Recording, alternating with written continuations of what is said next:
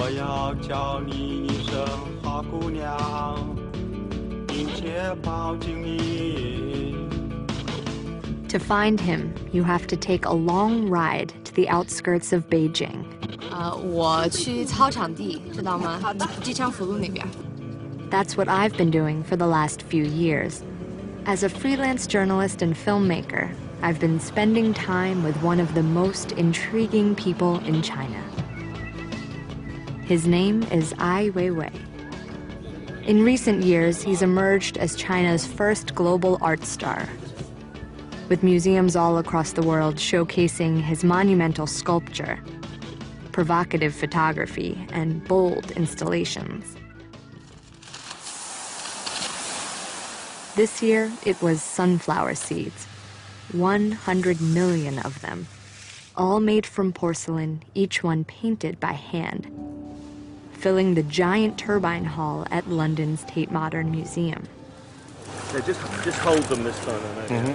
A spectacle that reminded some of Weiwei's artistic hero. In one of my articles, I describe him as he's a 北京版的一个 Andy Warhol。他从根子里面就是自由的，他从来不怕这些，他想怎么说就怎么说。Both artist and provocateur, there's no one in today's China generating quite this kind of attention. He's probably the most documented Chinese public figure alive. I mean, there's never really been somebody in China who has this combination of qualities. 10 years ago, Ai Weiwei settled in this village outside Beijing, transforming it with galleries and studio spaces that he designed himself. When I first began visiting him, I discovered that, whatever his latest project, Ai Weiwei was always obsessively documenting his daily life. A few years back, he began posting it all online. I showed up on his blog over 40 times. I also found Weiwei the artist had become as provocative with his keyboard, tapping out a daily diatribe against local corruption and government abuses. Weiwei through internet has created probably the biggest following he's ever had in his life. I think he had people who were waiters, waitresses. He had a lot of just average Chinese who were following him because he was speaking their mind. He was speaking up for them. My political involvement is really personal. If you don't speak out and you don't clear your mind, then who are you? In some cases, they call him Ai Shen online, you know, sort of holy eye or eye god. You know, that's a very dangerous description in China. Ai Weiwei's activism took a major public turn as China prepared to host the 2008 Olympics. Weiwei had worked with a Swiss architecture firm to design the signature building of the Games, the Bird's Nest Stadium. But as the Games approached, he grew disillusioned, calling the Olympics a fake smile that China was putting on for the rest of the world. The Olympics was presented to him and presented to the world as an act of integration and openness. They were being turned into a moment of celebration of the leadership of the Chinese Communist Party, and he didn't want to be a part of that. Ai Weiwei refused to attend the opening ceremony. 中国人的批评都是很温和的，而且是很技巧的。他不会直接说共产党，不会直接说政府，直接骂这个社会。但是艾薇薇不一样，艾薇薇就是痛骂，他用最攻击性的词汇，说这个社会非常黑暗。The government stayed curiously quiet about Ai Weiwei, so he continued to pursue his art and activism. Then one day, he wanted to tell me about his next big project. I have a story. I don't know if you're interested. He said the new project would be a response to this.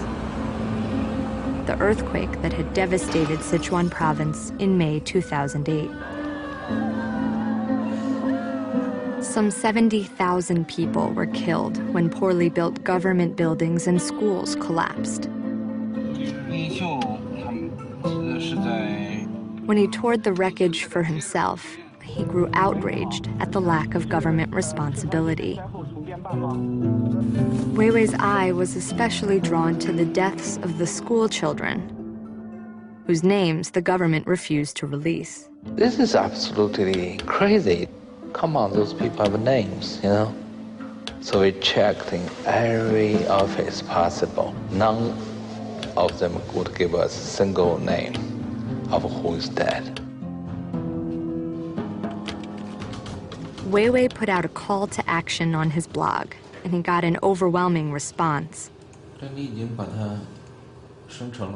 He gave cameras to volunteers to film in Sichuan as they began what he called a citizen's investigation into the earthquake deaths.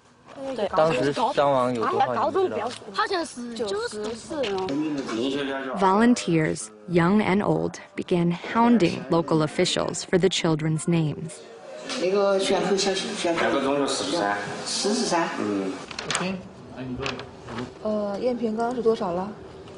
Then more volunteers posted the names online.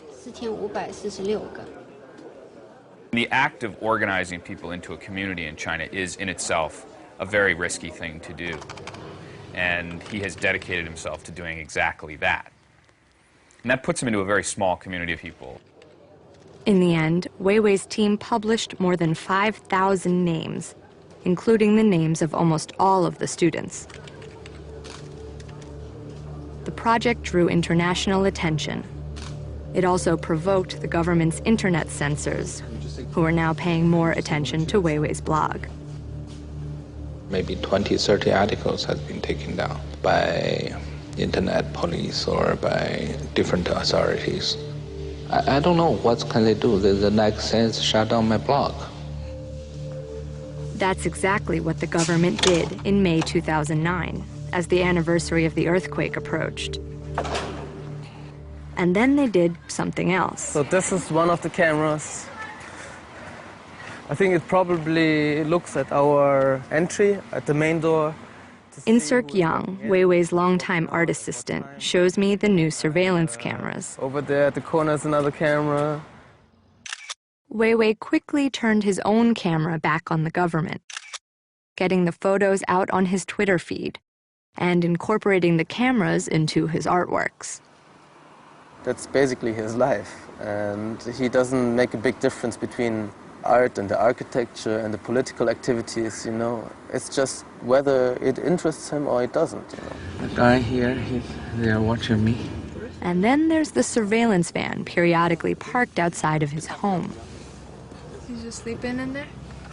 Yeah, they're there all night. He didn't in any way abide by the implicit rules of that relationship, which is that you're supposed to pretend you don't know you're being followed, and they're supposed to pretend that they're not following you. Everybody said China changed a lot. To me, it doesn't change in a certain sense. And that's what I value the most, you know, such as freedom of speech and, you know, the liberation of the mind, and, you know, all those things are never changed. Weiwei didn't give up his earthquake project.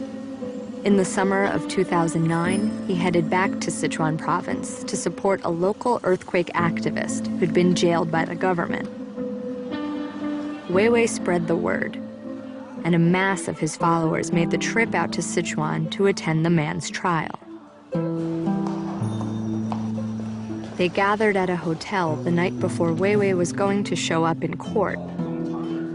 That's when local officials found out. Weiwei's friend, the rock musician Zuoshao Zuzhou, was in the room next door. 大概是3点钟的时候啊，咚咚咚咚咚咚咚咚。谁呀？警察。什么警察？派出所警察。派出所警察晚上敲门干嘛？他准备了这个录音笔，他知道这个后面要一个很大的这个事情要发生。你打人是吧？你这么多人说你打人吗？说话要讲 Weiwei had been hit in the head by the police, but they blamed him for his own injuries. In the hotel elevator, surrounded by police, Weiwei snapped this photo. Then he tweeted it to his online followers, who got it out around the world.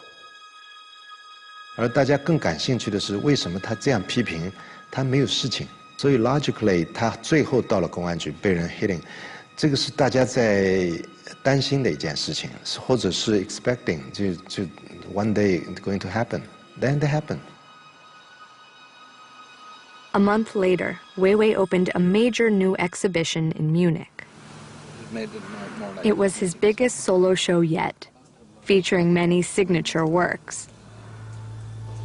But just before the opening, Weiwei began complaining of a headache. He was rushed to the hospital. In emergency surgery, doctors found bleeding in his brain, presumably from the beating in the hotel room. 对于艾薇薇这样的一个活着的时候比安迪沃霍还要出名的一个艺术家来说，他不需要做这样的事情，做这样的事情是相当的危险。In his hospital recovery room, Weiwei sent a message to the police back in China. Then he uploaded the photos for his followers. Some photos at the right moment completely changed the history. To tell the truth, no matter big truth or small truth, it's always should be justified. The show in Munich went on. It was capped by a giant installation covering the museum's facade with children's backpacks, just like the ones Weiwei had seen in Sichuan.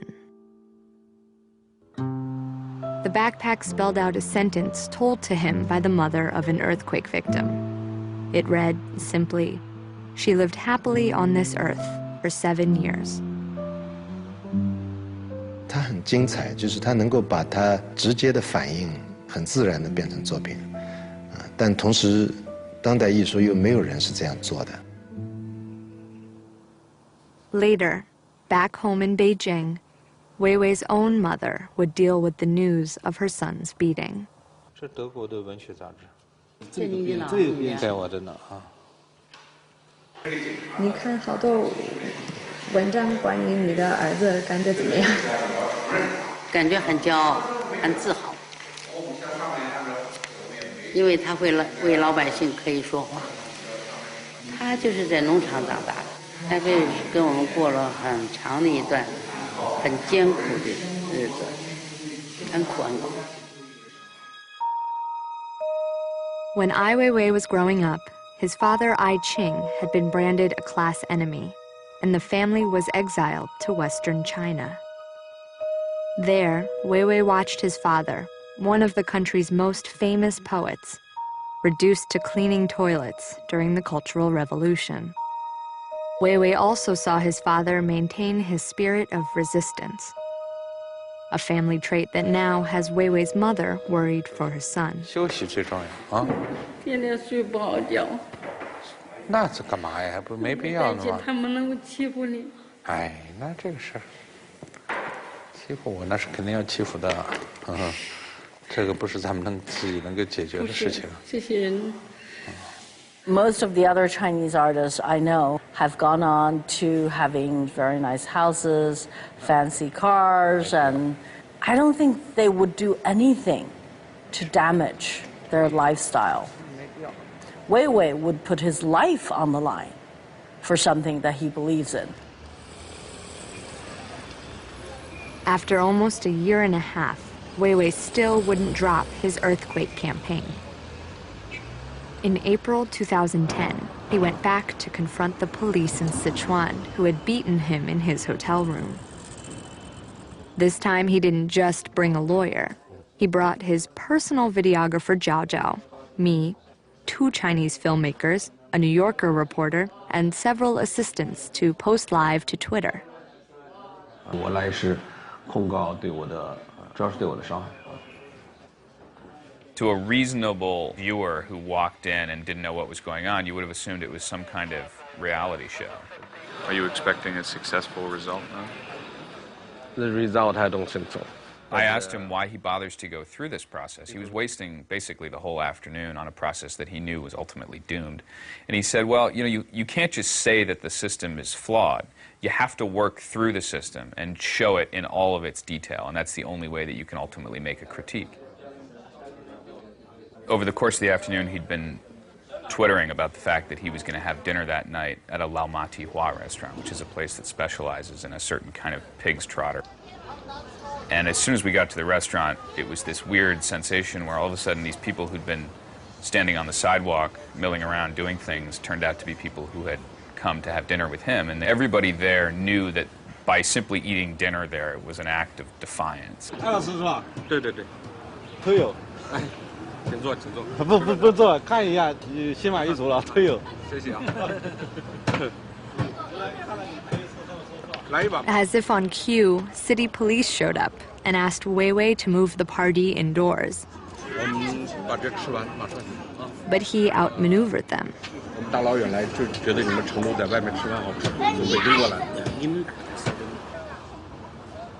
Then, when the police started filming us, Weiwei sent his own videographer Zhao Zhao to record them.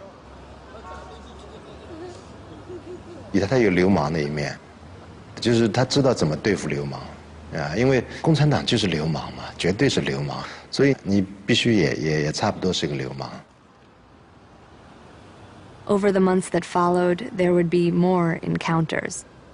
Weiwei was briefly put under house arrest. And at the end of last year, he was stopped while trying to leave the country. Then, in January, this happened. Weiwei's new studio complex in Shanghai was bulldozed by the government. The studio had taken Weiwei 2 years to build. His response was to show the demolition live online. Then he declared it one of his most powerful artworks ever. Do you ever examine yourself to say, why is it that you are so fearless compared to other people? I'm so fearful. That's not fearless. I'm more fearful than other people, maybe. Then I act more brave because I know the danger is really there. If you don't act, the danger becomes stronger.